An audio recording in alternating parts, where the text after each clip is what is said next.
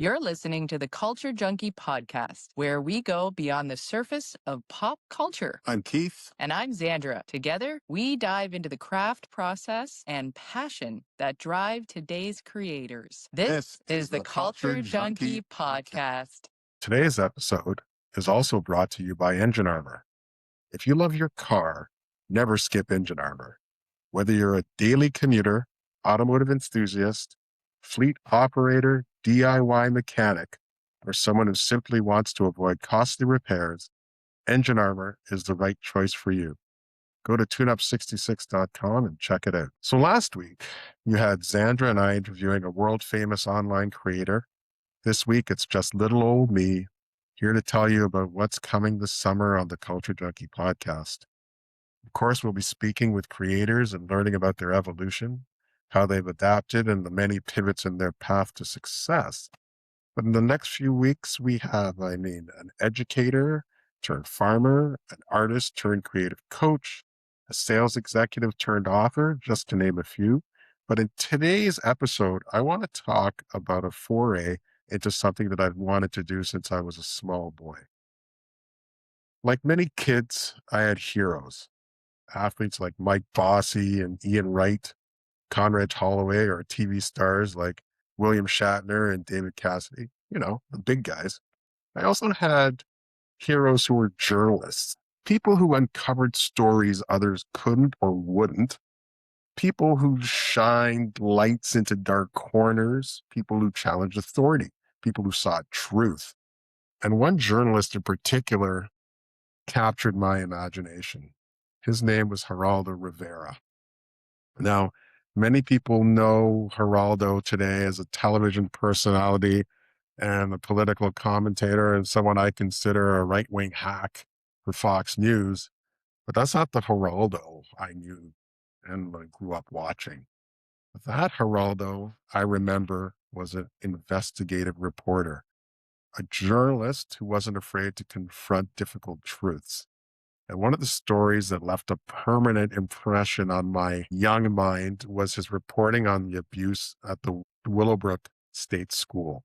Geraldo was launched in national fame by his 1972 investigative report into the atrocious conditions at Staten Island's Willowbrook State School.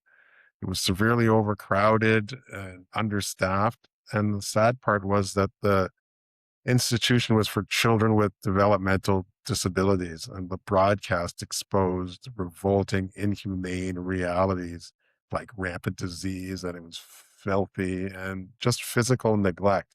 And I was 9, but I remember being shocked. I remember being angry, but mostly I remember realizing that the single journalist had exposed this hidden secret, and he brought it to public view. And I thought that was cool.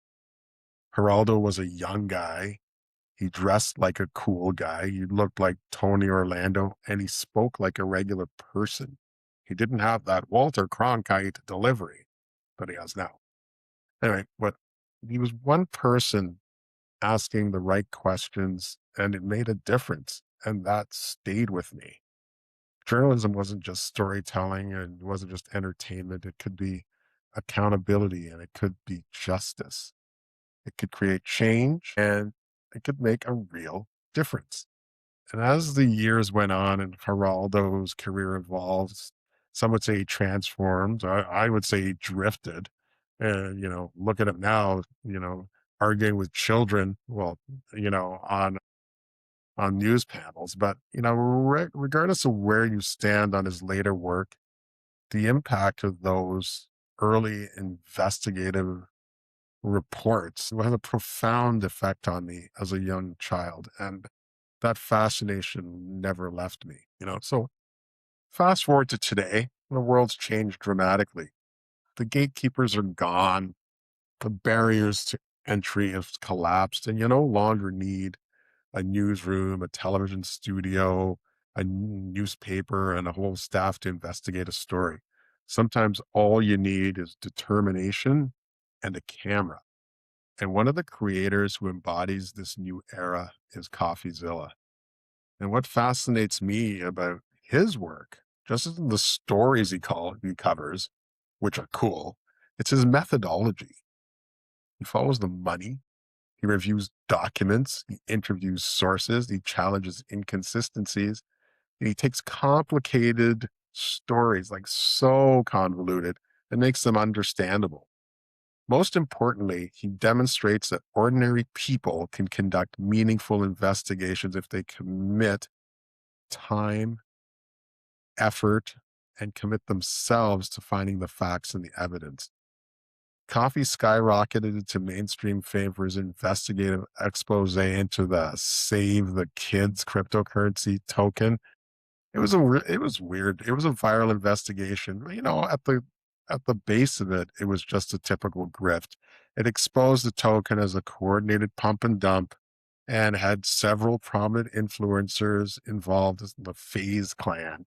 Anyway, and the allegation was that Save the Kids crypto token promoted by the FaZe clan as a charity coin was heavily marketed to fans before insiders did the old pump and dump, dumped the token and cashed out at their viewers' expense, and following the video's release, lawyers from Phase K sent a cease and desist letter to Coffee, and he publicly dismissed it as toilet paper, which was hilarious. They thought, oh, we'll scare him off. And then he says, it's toilet paper.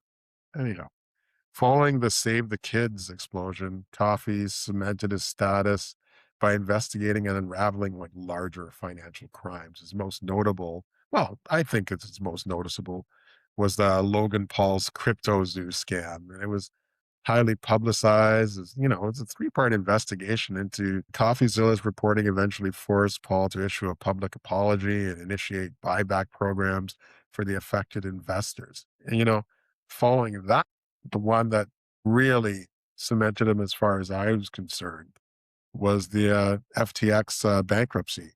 Coffee had a high-profile interview with Sam Bankman-Fried, and he pressed him on how his customer deposits were secretly funneled directly into Sam Bankman-Fried's Alameda Research and ultimately into his pocket and his girlfriend, that crypto Megan, Caroline Ellison, right into her pockets as well. You know, Exposing stuff like that takes a lot of dedication and a lot of hard work. And, I admire that kind of persistence. And then the other end of this is TizzyEnt. And his work, represents another evolution of accountability.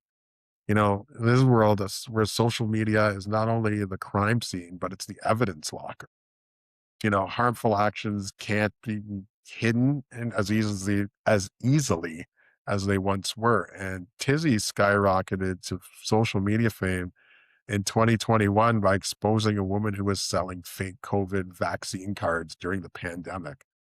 Since then, he built a massive following by using his platform to expose scammers and racists, general harassers, and he holds the individuals accountable by letting their employers and the authorities get involved.